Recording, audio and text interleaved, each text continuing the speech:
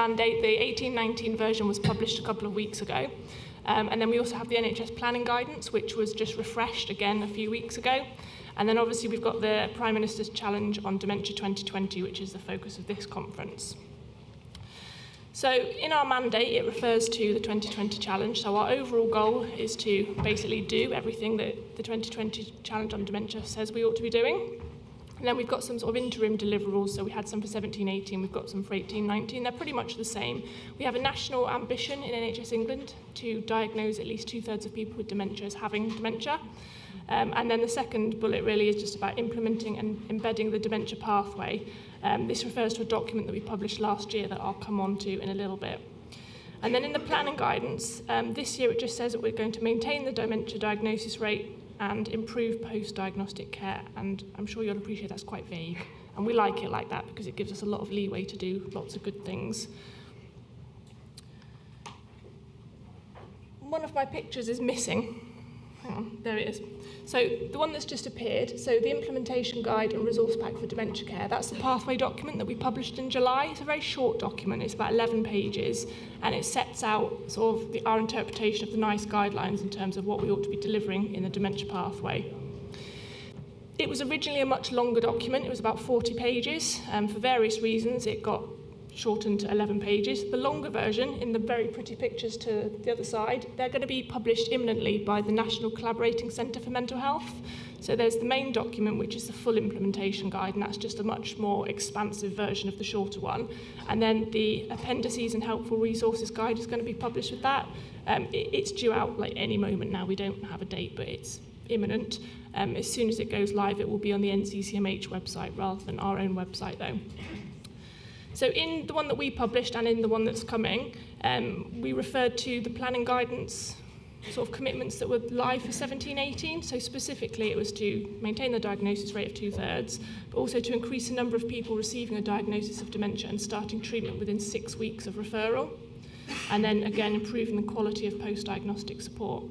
Now, the 2020 challenge actually has a different version of that 6-week target. It says that we should make the average wait no more than 6 weeks. So there's a slight difference there.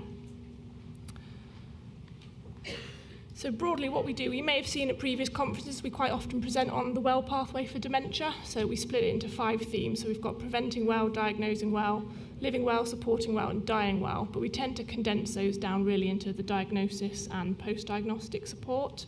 And preventing well is really PHE's sort of remit. So over the sort of recent times, we've achieved and maintained the national ambition for the diagnosis rate, which I've got a slide on that in a minute. We've also managed to get the diagnosis rate included in the CCG improvement and assessment framework, and that's the sort of the way that we hold CCGs to account in their performance. And dementia is one of 6 key clinical priority areas that's used to do that assessment. We've also managed to reduce the number of CCGs more than 10 percentage points below the national ambition. Quite significantly. It was around about 5 or 6 CCGs. I mean, it varies month to month, and we've got it down to 1. Throughout last year, we provided intensive support to any CCG that was really in need of making improvements in their diagnosis rate. 4 CCGs had that intervention last summer. And then we've also managed to start collecting ethnicity data for the last 18 months or so. What we're doing now is we're continuing to focus and address the variation at subnational level in the diagnosis rate. And then I'm going to come on to the monitoring the referral to treatment time in a little bit. So if we look at the diagnosis rate, I mean, it looks more exaggerated than it really is because the graph doesn't start until 60%. But it's firmly above the national ambition of 2/3, although it has started dropping in recent months. So we're obviously slightly concerned about that, and we're starting to look again at what we can do to sort of raise the profile of it. If you look at regional level, you can see it's not such a good picture. So London and the north of England are well above the national ambition. Midlands and East is kind of teetering on the brink of meeting it occasionally, and the south is quite far below. However, if you break it down even further, I don't have a slide for this, but if you break it down even further into STPs, it's only like all of the STPs have, sorry, all the regions have an STP that is below the national ambition, apart from London. But then if you break it down to CCG, there are CCGs in every region that are below the national ambition. So it's a national issue that, you know, although nationally we are meeting that target, it's not being met at a subnational level. And so a lot of the focus, what we're doing at the moment, is thinking how we can address that. So when I started this job a couple of years ago, we used to write out every month to CCGs with their diagnosis rate from our National Clinical Director, Alistair Burns. We stopped doing that, and it didn't really have an impact on the diagnosis rate for a long time, but because it is starting to drop again, we're thinking about, getting Alistair to go out and about and do his road shows and visit CCGs and just generally raising the profile of it. So as part of the CCG Improvement and Assessment Framework, we have a support offer for CCGs. So this is published on our website. It used to be a 3-tier support offer. So we have the level 1, which is just generic stuff that's available to anyone that wants any CCG that wants it. So it's stuff that's on our website generally. So it's documents that we publish, guidance. We hold a monthly WebEx with all the clinical networks and just general sort of best practice stuff. We've got the PHE fingertips profile for dementia, so we signpost people towards that. It also includes access to advice from the Alzheimer's Society. You can see there's an email address for the current person who's handling that. And then level 2 was sort of slightly more targeted, so it was for CCGs that needed to make some improvement towards their diagnosis rate. And that includes things like like a buddying system. And then level 3 used to be the intensive support team offer, which was targeted only at those CCGs that really, really needed to make an improvement. The sad thing is, no CCGs really take us up on this support offer. So last time I checked, which was just before Christmas, no one had contacted the Alzheimer's Society to take them up on their part of the offer. We had, I think we've just had one CCG express an interest in buddying, but that's in the last almost 2 years this offer has been available. And then we weren't able to tell the uptake of some other things. So we used to have a repository of best practice on our website. That got closed down, so now we've kept all the examples in a document, and we ask people to ask us to send it to them so we know how many people are accessing that. So far, no CCG has accessed it. So obviously there's some work to be done in terms of encouraging CCGs to make use of the support that we are making available to them. So I'll just go on to post-diagnostic support. This is really where we're turning our focus to now. So the ambition for the diagnosis rate was always really considered a gateway to accessing post-diagnostic support. So it's all very well to have your diagnosis, but we want you to have it so that you can actually access the support that's available. So we published last year a guidance on care planning, which included a template for GPs to use. So we're actively involved at the moment in trying to get that template implemented into GP IT systems so that they can have easy access to it. There's a care plan metric in the CCG Improvement and Assessment Framework, so it's the QOF metric that looks at the number of people with dementia who had a face-to-face care plan review in the previous 12 months. And then last week we just published a care planning document for advanced care planning, and I'll come on to a few of these in some more detail in a minute. And then we're also publishing monthly data on antipsychotics prescribing for people with dementia. So the rest of the things I'll just come on to in turn.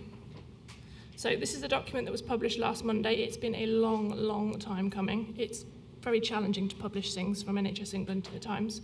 So it was published on last Monday. It's a nice little short guide for people to basically give some guidance and support around having difficult conversations about end of life and what a person with dementia might want to happen towards their end of life when they may not be able to make those sorts of decisions. It's available on our website if anyone wants a copy. And this was produced in collaboration with lots of other organisations, and you can see it's published there, co-produced with Townend and Alzheimer's Society. So for the care plan, that's the document that was published last year with the template in it. So we're doing a two-pronged approach to trying to operationalise this at the moment. So we're trying to get the template implemented into the GP system suppliers. So that's one end of it. But at the other end, we are very, very fortunate in dementia at the moment in that we have a monthly extract of data from QOF, and that's the one we use to monitor the diagnosis rates. It's the one that we were able to add ethnicity data into. It's the one that we were also able to add antipsychotics prescribing data into since the autumn, and we're currently trying to get some more care plan metrics added to it. It's not proving very easy for lots of reasons, but if it does go to plan, then from next autumn we will have every month a count of people not only that have a care plan and have their review in the previous 12 months, but also how many of those people have a named coordinator of care in their care plan, and how many have had a medication review. And that will, for the first time, give us an indication of quality. So whilst it won't include all the things that we think indicate a high quality care plan, it will give us a couple, which is more than we have now. So hopefully if that happens, it will be from the autumn. So that covers primary care. We're also trying to use the mental health services data set to access secondary care data. So this is the data set that we'll be using to monitor the referral to treatment times. We don't have access to it quite yet. We'll also hopefully be monitoring anyone that doesn't get referred back into primary care but stays in secondary care and has a care plan, all the same kinds of things about quality and content and reviews and so on. So although we'll have two kind of disparate pictures, it won't give us everybody in a nice little data set. We will be able to look at primary care and secondary care and make some sort of conclusions from them both. So I mentioned the antipsychotics prescribing data. So since October, we have been extracting this every month. So this is the number of people that month who have had a prescription for antipsychotics drugs in the last 6 weeks. And then we split that down for those with and without a diagnosis of psychosis. And that's because the rationale is that actually, if you have psychosis, then it's legitimate to be prescribed antipsychotic drugs. Whereas if you don't have a diagnosis of psychosis, the chances are it's being prescribed to manage behavioural symptoms, and that's a bad thing. There were a number of audits a few years ago. I think the last one was around 2013. At one point, we were looking to repeat the audit, but we've started collecting this data instead. So the next lot's going to be published on Friday. So we've only got 5 months at the moment. We're not really doing anything with this quite yet. We're just waiting till we've got more data. But then the intention is that obviously we will monitor it nationally, and then our mental health pharmacists are looking at it at a subnational level to see if there's any sort of anything that jumps out at them in terms of different CCGs having very different prescribing levels. And if that is the case, they will go and have a conversation with that CCG and see if anything needs to be done about reviewing perhaps their processes and so forth. One of the things we're working on at the moment is the Dementia Commissioning Know-How. So this is the Yorkshire and Humber Clinical Network. I've been leading on this in collaboration with my team and also the intensive support team at NHS Improvement.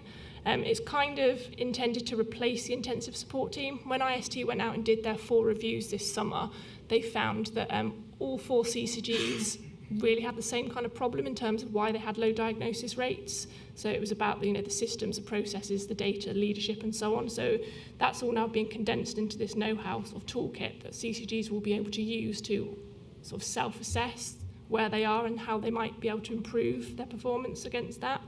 We're hoping this will be available in Q1, but then I said that last quarter as well, so it's imminent, we think. The biggest thing we're working on this year is a project with 3 STPs. So this sort of ties into some of the stuff that was talked about in the first session this morning, because we're having a focus on care homes and avoiding admissions to hospital for people with dementia. So we've identified 3 STP footprints. I think they're Buckinghamshire, Birmingham and North Central London.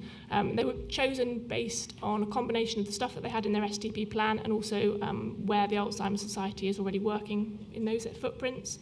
And it's going to be like it's in the early stages, so it's kind of hard to explain because we haven't quite scoped out properly yet, but it's going to be working with those 3 STP footprints to sort of explore best practice, what works, what doesn't work. So, for example, the Red Bag Initiative with care homes, where, does everyone know what that is? No, so the Red Bag Initiative. So if you're in a care home and you have dementia, if you need to go into hospital, they literally pack a bright red bag with all your paperwork, your glasses, your medication, everything you need to make that seamless transition into hospital. And the idea is that it stays with you in hospital and then it comes back with you to the care home, and that by having all that information together, it should sort of help the transition and whilst you're in hospital. And it's being used some places in the country and it's having quite a good effect. So we want these 3 footprints to trial that if they're not already doing so. And there are going to be another it's going to vary between STP, but we want them to all try sort of different things and similar things and see what works best before we then look at how we rolled that out. I think that might be my last slide, actually. It is. You're welcome.